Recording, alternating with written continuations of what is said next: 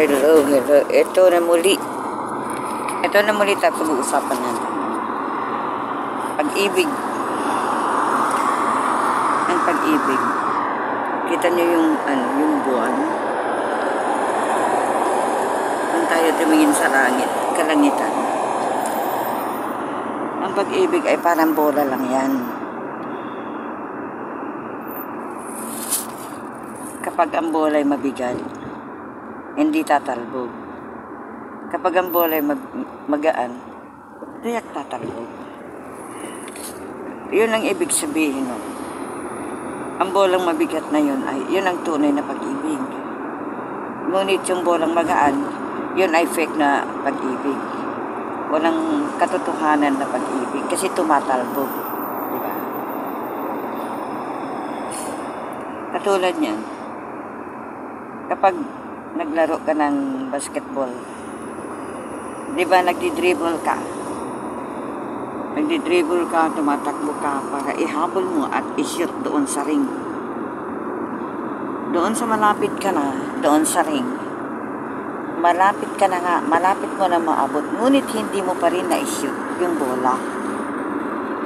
Sumablay ka pa rin. Katulad niyan yung pag-ibig. Abot kamay na, ngunit hindi pala mapapasa iyo. Yung isang pag-ibig na yon. Kasi nga hindi siya karapat-dapat doon.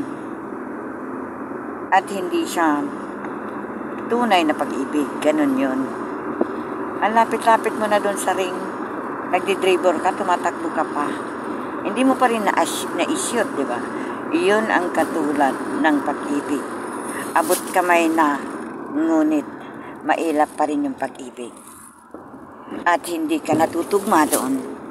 Ibig sabihin nun, pag nag-dribble ka uli, pabalik doon sa base, pabalik ka na naman.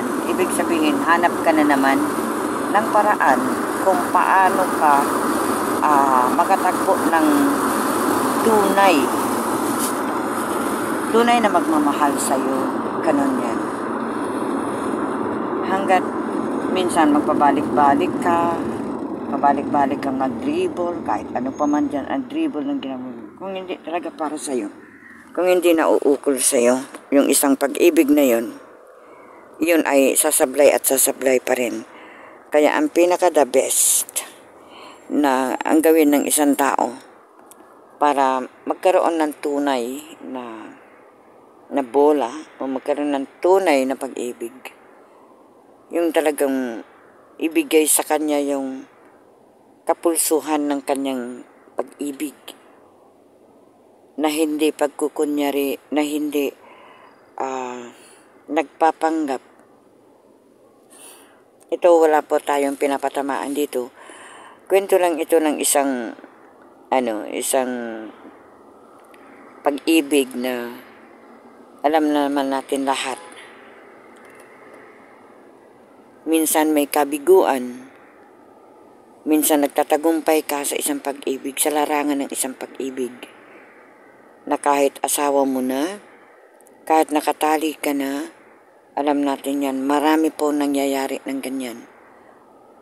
Tinali mo na, dinoble mo pa yung tali, ginapos mo na, binakuran mo pa, nakakalusot at nakakalusot pa rin kung minsan.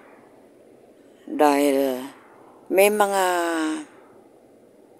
bagay na hindi pagkakaunawaan, may mga bagay na hinahanap ng bawat isa, may mga bagay na kulang sa inyong samahan, may mga bagay na sapat na para sa'yo, ngunit doon sa partner mo, nagkakapos at kinukulang ka pa rin. Ibig sabihin nun, hindi siya nakukontento sa isang pag-ibig. Wala siyang kasiyahan. Minsan labis-labis ang hinahanap sa isang tao. Pero kapag sinaktan mo, o nilaro mo o pinaglaruan mo ang isang puso ng isang babae o lalaki, lahat ng yan ay makakamtam mo. Babalikan ka. Kung anong ginawa mo sa kapwa mo, iyon din ang mangyayari sa'yo. At doon mo mapapatunayan na yung pagkakamali mo sa isang tao, ngayon inaani mo, yun ay tinatawag na na karma, kumbaga. Karma. Kasi lahat naman tayo pagbabayaran natin kung ano mga ginawa natin sa kapwa natin, ay talagang aabot tayo ng galing sa ating poong may kapal ng kaparusahan minsan. Ang iba minsan hindi naniniwala sa kaparusahan, hindi naniniwala sa karma, pero nung kinakarma na, ngunit hindi nila naramdaman yun. Ayaw nilang tanggapin na ganun. Ayaw nilang isipin na isa sila sa nakapasakit ng damdamin ng kapwa. Ang hirap ng ganun, ha? Mahirap yun. Yung manakit ka, tapos natatawa ka pa. Minsan may mga masaya na nakakapanakit ng damdamin ng kapwa. Pero bandang huli sila naman ang iiyak. Ganun yun. Karamihan ng ganyan. Iiyakan mo kung anong ginawa mo sa kapwa mo. Kaya dapat, kapag magmahal tayo, ay huwag naman natin isagad yung pananakit. Ito po ay content lang ito, ha? Na pag-uusapan lang ito.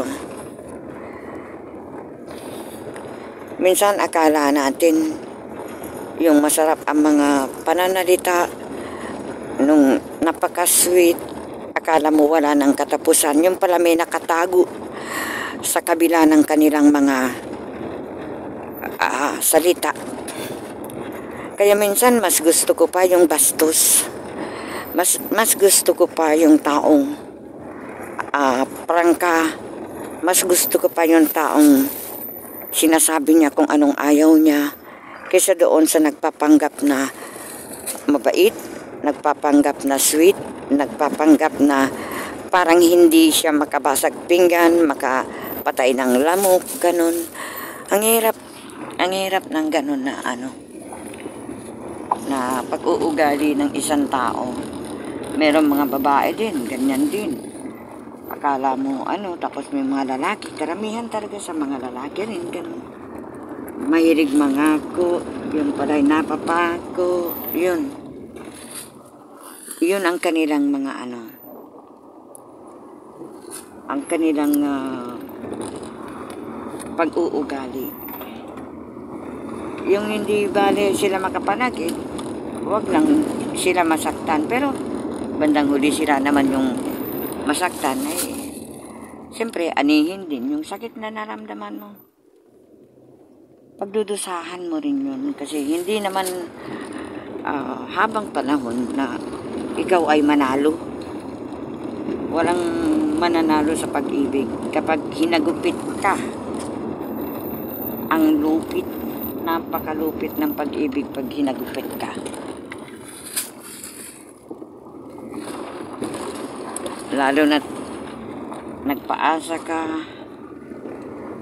Yung ibang minsan yung ibang inaanakan tapos iniiwan lang, pero hindi nila alam, pinagbabayaran nila yun. Ayaw lang nilang aminin. May mga ganon. Ang pag-amin kasi kung minsan ay nakakabuti yan. Minsan may mga binibigyo nila ang iba, tapos pinagtatawanan pa. Ganon. Hindi niya alam may nakatingin sa langit, no? May nakatingin doon sa langit. Sasabihin ng na mararanasan mo rin kung anong lupit ginawa mo, mas malupit ibibigay ko. Ganon yun. Okay. Hanggang doon lang, maraming salamat sa ating kwentong pag-ibig. Thank you. Shout out sa inyo lahat. Babus!